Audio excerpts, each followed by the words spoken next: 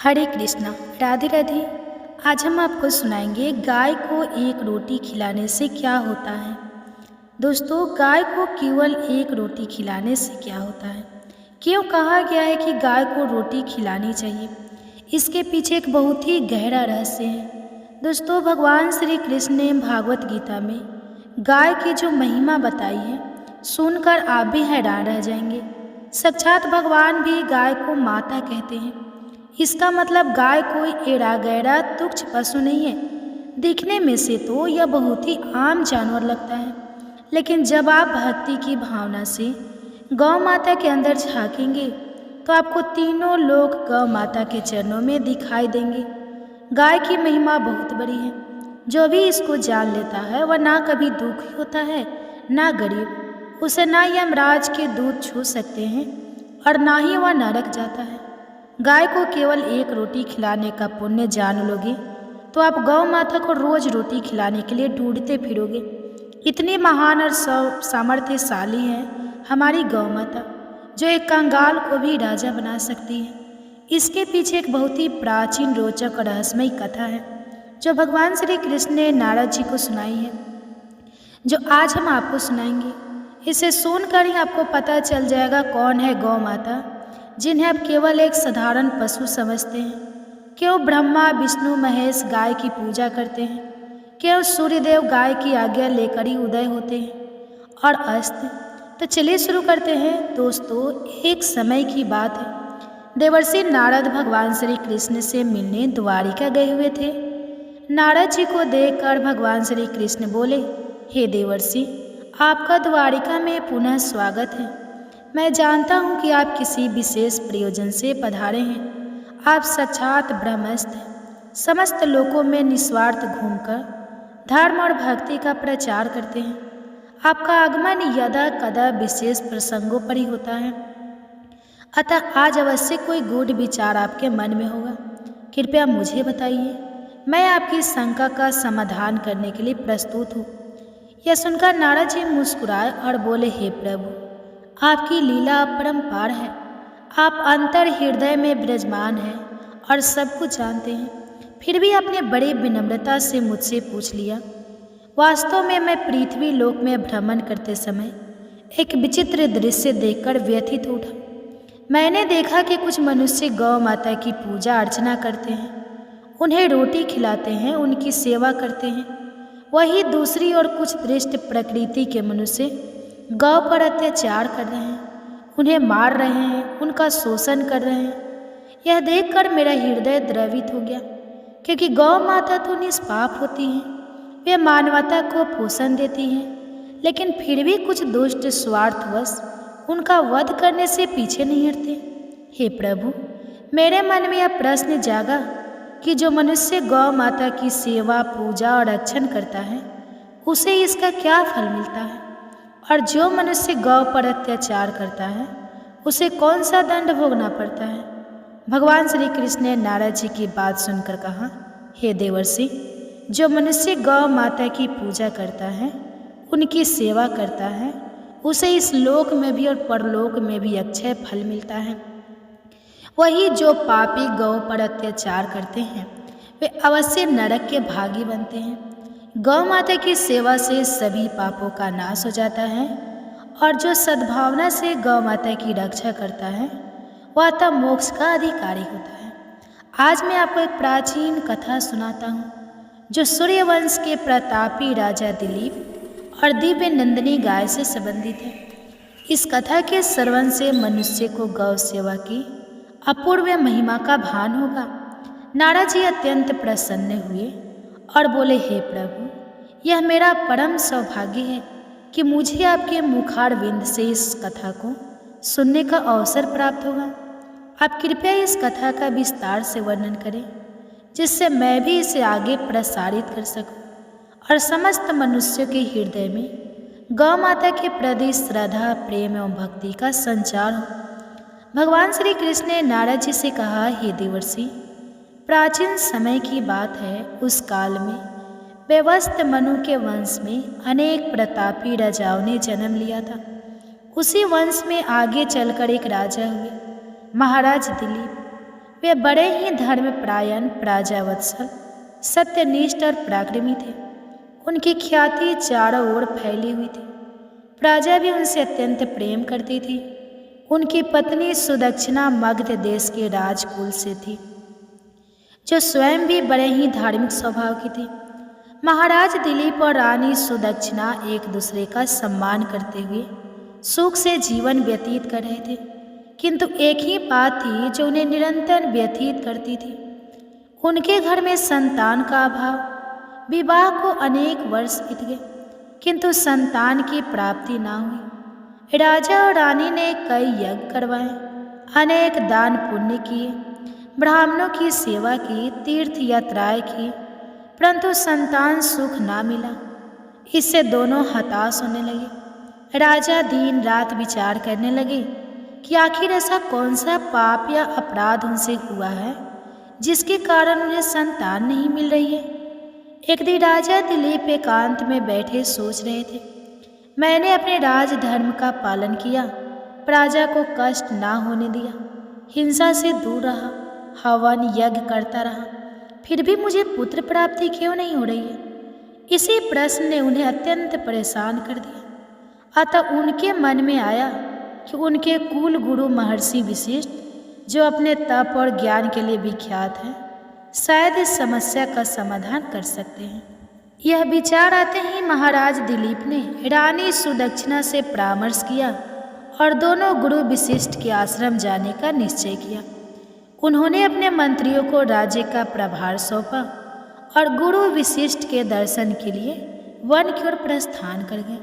भगवान श्री कृष्ण ने कथा को आगे बढ़ाते हुए बताया कि गुरु वशिष्ठ का आश्रम में घने वन में स्थित था। वहाँ का वातावरण अत्यंत पवित्र और शांत था।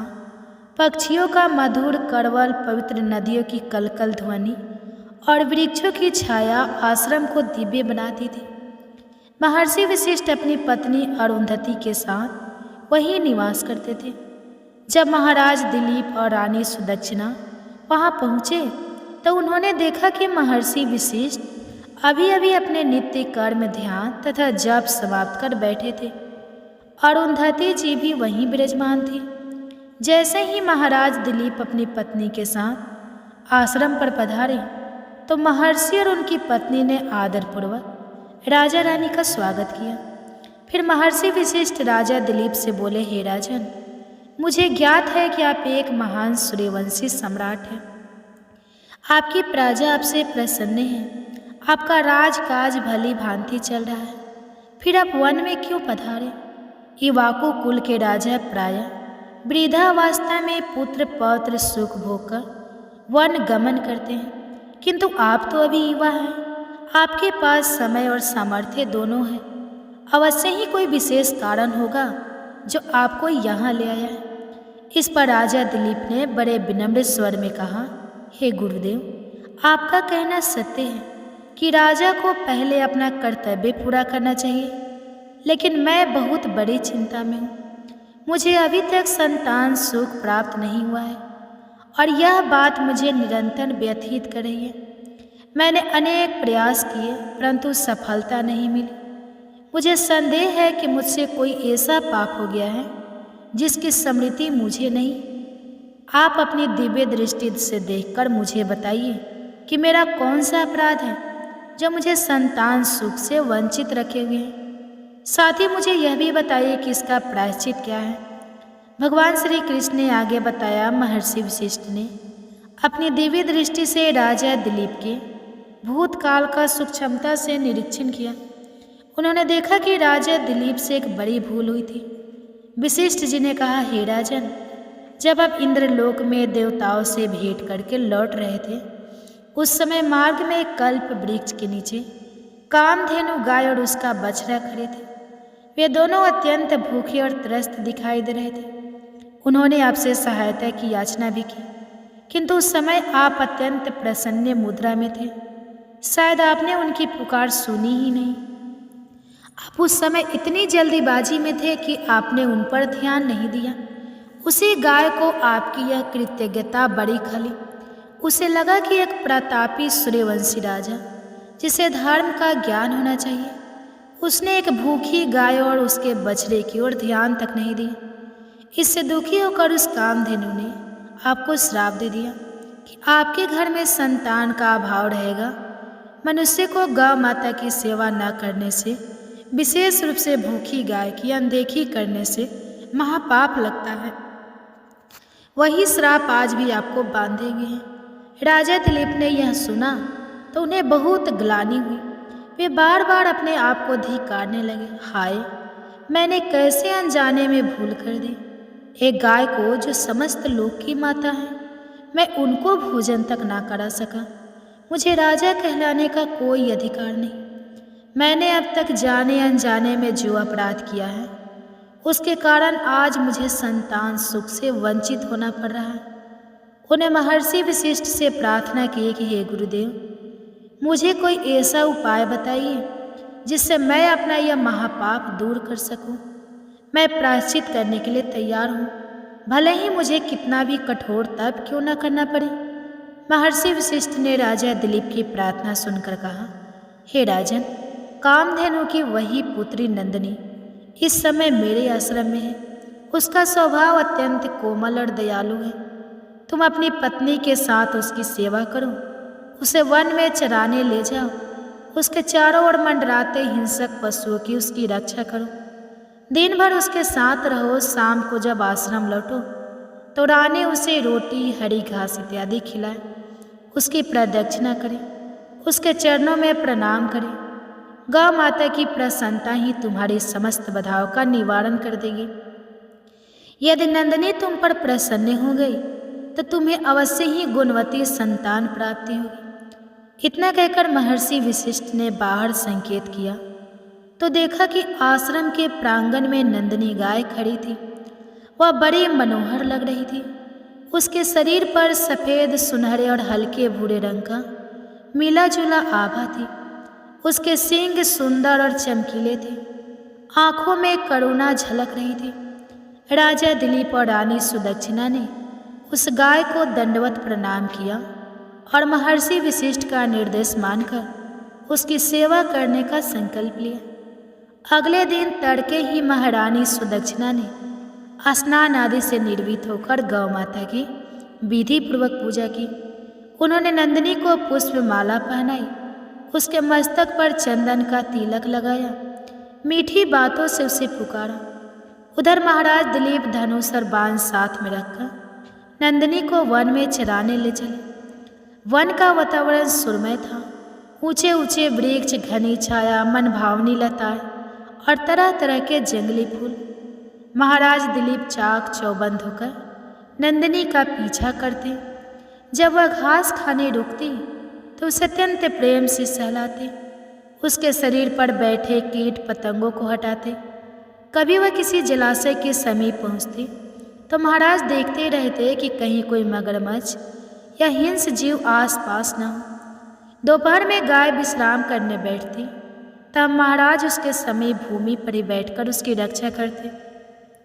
वे मन ही मन गौ माता से क्षमा याचना करते रहते और अपना श्राप दूर होने के लिए प्रार्थना करते रहते।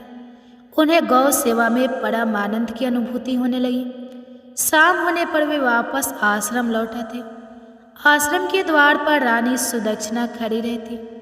जब पुनः नंदिनी का स्वागत करती, उसके चरण छूती, उसे रोटी खिलाती, उसके खुरों में किसी प्रकार की चोट तो नहीं, यह जांचती।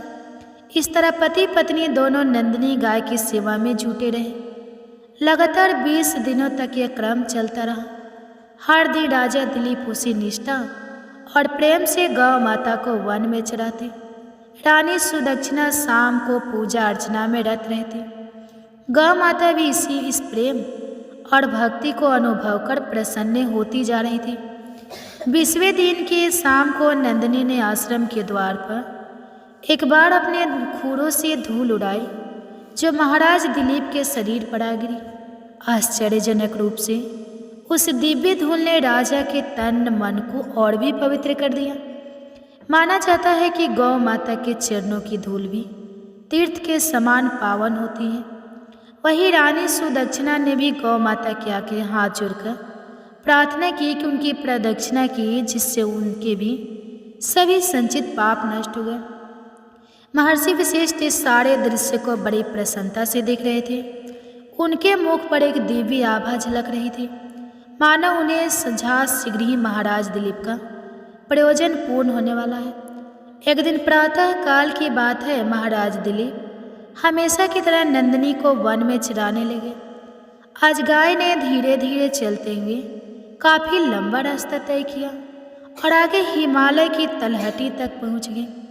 रास्ते में विविध प्रकार की वनस्पतियां, नदियां, चट्टानें पार करते हुए दोनों आगे बढ़े। हिमालय की तलहटी में सुंदर हरियाली थी, परंतु वही कुछ दुर्गम स्थान भी थे जहाँ हिंस पशुओं का भय बना रहता था। महाराज दिलीप सतर्कता से इधर उधर देखते हुए चल रहे थे। वे गौ माता पर आने वाले प्रत्येक संकट से निपटने के लिए तत्पर थे। तभी अचानक एक भयंकर गर्जना सुनाई दी। महाराज ने मुड़कर देखा तो पाते हैं कि एक विशाल कायसी अचानक प्रकट हुआ और नंदिनी पर झपट पड़ा। सब कुछ इतनी जल्दी हुआ कि राजा को संभलने का अवसर ही नहीं मिला। सिंह ने अपने मजबूत जबड़ों से गौ माता को दबोच ली। वह दर्द भरी आवाज में चित्कारने लगी। राजा दिलीप तुरंत त्वरित गति से आगे बढ़े। उन्होंने अपना धनुष निकाला, बाण प्रत्यक्षा पर चढ़ाया और सिंह को मारने के लिए निशाना साधा। परंतु जैसे ही सिंह ने उनकी ओर क्रोध भरी दृष्टि डाली, राजा के शरीर में अजीब सी कंपन फैल गई। उनके हाथ शिथिल हो गए। वे बाण छोड़ना तो दूर, धनुष तानने में भी असमर्थ हो गए। सिंह ने मानो मनुष्य की भांति वाणी की। वह बोला, हे राजन, मैं कोई साधारण सिंह नहीं, बल्कि भगवान शिव की प्रेरणा से यहाँ विचरण करने वाला एक दिव्य वाणी हूँ। शिव जी स्वयं मेरी पीठ पर पैर रखकर नंदी पर विराजते हैं और मुझ में उनकी तांत्रिक शक्ति विद्यमान है। तुम मुझे मारने में समर्थ नहीं हो सकते। यदि तुम्हें प्राण प्यारे हैं तो यहाँ से चले जाओ। यह गौ आज मेरी भूख शांत करने के लिए विधाता द्वारा नियत है। यह सुनकर राजा दिलीप का हृदय द्रवित उठा। वे बोले, हे मृगराज, यह नंदिनी कोई साधारण गाय नहीं, महर्षि वशिष्ठ की गौ माता है।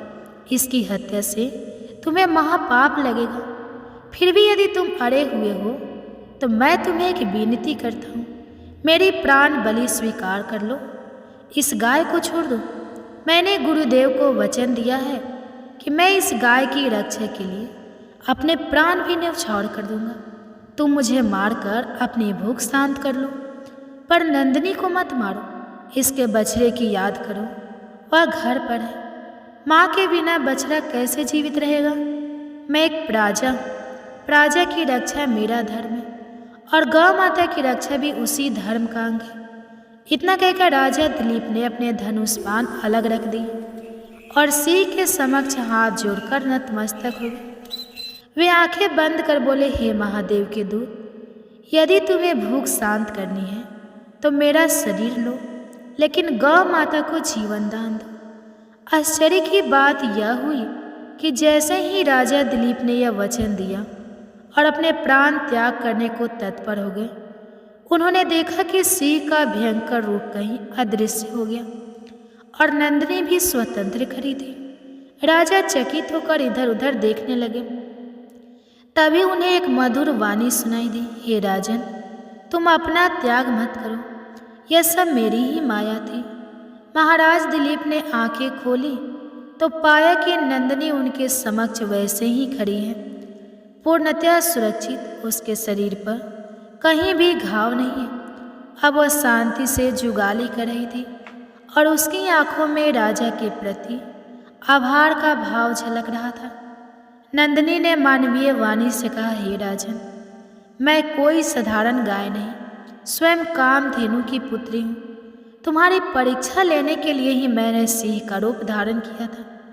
यह देखना चाहते थे कि तुम गौ रक्षा के लिए सचमुच कितने तत्पर हो। तुम अपने प्राण त्यागने को तैयार हो गए। यह तुम्हारी उत्तम भक्ति और त्याग का प्रमाण है। मैं तुम पर अत्यंत प्रसन्न हूँ। तुम मुझसे वरदान मांगो। राजा दिलीप ने गदगद कंठ से कहा, हे गौ माता, मेरे मन में बस एक ही इच्छा है, मैं संतान का मुख देखना चाहता हूँ। मैं चाहता हूँ कि मुझे एक ऐसा पुत्र प्राप्त हो जो उत्तम गुणों से युक्त, बलवान, बुद्धिमान और धर्म परायण हो। यदि आप मुझ पर प्रसन्न हैं तो मुझे यही वरदान दीजिए। नंदिनी बोली, तथास्तु। तुम रानी के साथ मिलकर मेरी पूजा अर्चना करो। मैं तुम्हें दूध प्रदान करूंगी। उस दूध का पान करने से तुम्हें अवश्य ही एक प्रतापी पुत्र की प्राप्ति होगी जो रघुवंश की कीर्ति को सुदृढ़ करेगा। तुम्हारे वंश की ऐसी ख्याति होगी कि भविष्य में महान महान राजा उसी वंश में जन्म लेंगे।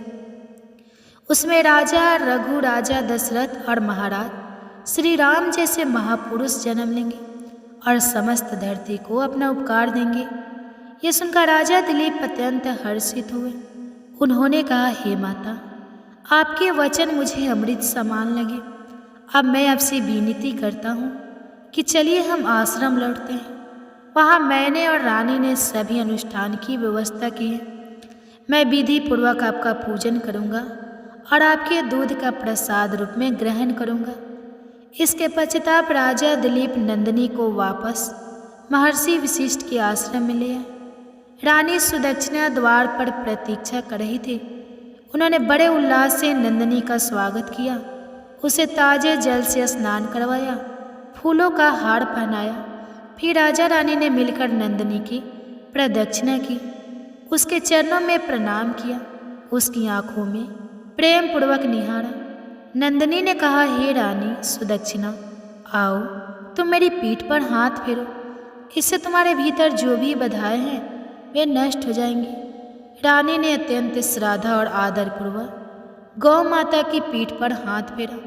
उसी क्षण उन्हें लगा मानो कोई दिव्य ऊर्जा उनके शरीर में प्रवेश कर गई हो। उनका हृदय आनंद से भर उठा। तत्पश्चात राजा दिलीप ने एक पत्तों की डालियां बनाई, नंदिनी से अनुरोध करके थोड़ा सा दूध दोहन किया और वह दूध रानी एवं राजा दोनों ने प्रसाद समझकर ग्रहण किया। महर्षि वशिष्ठ ने भी आशीर्वाद दिया, हे राजन, तुम दोनों पर मैं प्रसन्न हूँ। इस गाय के आशीर्वाद से तुम्हें शीघ्र ही एक पुत्र की प्राप्ति होगी। तुम्हारे घर में जो संतान जन्म लेगी वह महान, पराक्रमी और गुणवान होगी। उसी के नाम से भविष्य में तुम्हारे वंश को रघुवंश कहा जाएगा, जिसकी कीर्ति चारों ओर फैलेगी। राजा रानी ने महर्षि वशिष्ठ के चरणों में भी प्रणाम किया और अपने भाग्य को सराहा कि उन्हें गौ माता की सेवा करने का सौभाग्य मिला। महर्षि ने यह भी बताया कि गौ माता की कृपा से सभी मनोरथ पूर्ण होते हैं। समय आने पर महारानी सुदक्षिणा ने एक तेजस्वी पुत्र को जन्म दिया, जिसका नाम रखा गया रघु। महाराज दिलीप और रानी सुदक्षिणा की खुशी का ठिकाना न रहा। पूरे राज्य में उत्सव मनाया गया। महर्षि वशिष्ठ के आशीर्वाद से राजकुमार रघु बड़ा होकर अत्यंत पराक्रमी, धर्मनिष्ठ और प्रजा वत्सल राजा बना। उसी के नाम पर आगे चलकर यह वंश रघुवंश कहलाया। इसी रघुवंश में आगे जाकर राजा दशरथ और भगवान श्री राम ने अवतार लिया। कहा जाता है कि महाराज दिलीप के इस इतिहास ने सिद्ध कर दिया कि गौ सेवा मात्र से भी मनुष्य के बड़े से बड़े कष्ट दूर हो सकते हैं। भगवान श्री कृष्ण ने कहा, हे देवर्षि, जो मनुष्य गाय की सेवा करता है उस पर साक्षात मेरी कृपा होती है। गाय के शरीर में 33 करोड़ देवी देवताओं का वास माना गया है। अतः गाय की पूजा करना, उन्हें रोटी या हरी घास खिलाना या उसकी प्रदक्षिणा करना, यह सभी पुण्य फलदायक कर्म है। जो गाय को सताता है, उन पर अत्याचार करता है, उसे तो महापाप लगता है और उसे परलोक में भयंकर नरक भोगना पड़ता है। अतः मनुष्य को सदैव गौ माता का सम्मान करना चाहिए। शास्त्रों में वर्णित है कि जो भी व्यक्ति प्रतिदिन गाय को रोटी, गुड़ या हरी घास खिलाता है, उसके घर में कभी अन्न की कमी नहीं होती। ऐसा माना जाता है कि जिस घर के सामने गौ माता नित्य आकर उगती है, वह घर धन धान्य से संपन्न रहता है। गौ माता को रोटी खिलाने से घर में सुख शांति और सौभाग्य बना रहता है और सभी बाधाएं दूर होती है। गाय के प्रति आदर भाव रखते हुए यदि हम उनके चरणों में प्रणाम करते हैं तो हमें देवताओं का आशीर्वाद भी प्राप्त होता है। ऐसे व्यक्ति का हृदय स्वच्छ होता जाता है, उसकी मानसिक और आध्यात्मिक प्रगति होने लगती है। कहा जाता है कि गौ माता के पीठ पर सूर्य केतु नामक एक नारी होती है, जो सूर्य की किरणों को सोखकर गाय के दूध में अद्भुत गुण भर देती है। इसलिए गौ माता की पीठ का स्पर्श अत्यंत पावन माना गया है। पुराणों में वर्णन है कि जो मनुष्य श्रद्धा से गाय की पीठ का स्पर्श करता है, उसके सभी पाप नष्ट होते हैं और उसे पुण्य की प्राप्ति होती है। गाय का दूध सर्वश्रेष्ठ आहार माना गया है। यह न केवल शरीर को सबल बनाता है, बल्कि मानसिक शांति और आध्यात्मिक बल भी देता है। आयुर्वेद में भी गौ माता को दूध को अमृत के समान बताया गया है, जो कई रोगों को दूर करने की क्षमता रखता है। दान में गौ दान को सर्वोत्तम माना गया है। अनेक शास्त्रों में कहा गया है कि जो व्यक्ति गौ दान करता है, वो अपनी कई पीढ़ियों का कल्याण करता है। मृत्यु के बाद बैतरणी नदी पार करने में भी गौ माता सहायक होती है। इसलिए पुराणों में गौ दान का विशेष महत्व बताया गया है। भगवान श्री कृष्ण ने नारद जी से कहा, हे देवर्षि, अब मैंने यह कथा आपको सुना दी है। जो मनुष्य इस कथा को श्रद्धा से सुनेगा, उसे गौ माता की महिमा का बोध होगा। यदि वह अपने जीवन में गौ माता की सेवा करने का संकल्प ले ले, तो उसके सारे पाप मिट जाएंगे, उसे धन धान्य की कमी नहीं रहेगी और मृत्यु के पश्चाताप वह परम धाम को प्राप्त होगा। जो गौ माता को मारता यातना देता है, वह निश्चय ही नरकगामी होता है। इसलिए सभी मनुष्य को अपनी सामर्थ्य के अनुसार गौ माता का पोषण, सेवा और रक्षा करनी चाहिए। गौ माता को रोटी खिलाना, उसे प्रणाम करना, उसके कुबर का स्पर्श करना, इन सबसे मनुष्य अपनी अनेक जन्मों की बाधाओं को समाप्त कर सकता है। भगवान श्री कृष्ण की वाणी को सुनकर नारद जी भाव विभोर हो गए। उन्होंने कहा, हे प्रभु, मैं इस कथा का प्रचार अवश्य करूँगा, ताकि मनुष्य जाति गौ माता के प्रति अपने कर्तव्य को समझे और उन्हें कभी कष्ट न दे। तो दोस्तों, इस प्रकार से भगवान श्री कृष्ण ने नारद जी को गाय को रोटी खिलाने का महत्व समझाते हुए यह कथा सुनाई थी। आपको यह कथा कैसी लगी, कमेंट्स करके अवश्य बताएं। जानकारी अच्छी लगी तो वीडियो को लाइक करें और कमेंट्स में जय गौ माता और जय श्री कृष्ण अवश्य लिखें। साथ ही चैनल को सब्सक्राइब करें। आप सभी का धन्यवाद।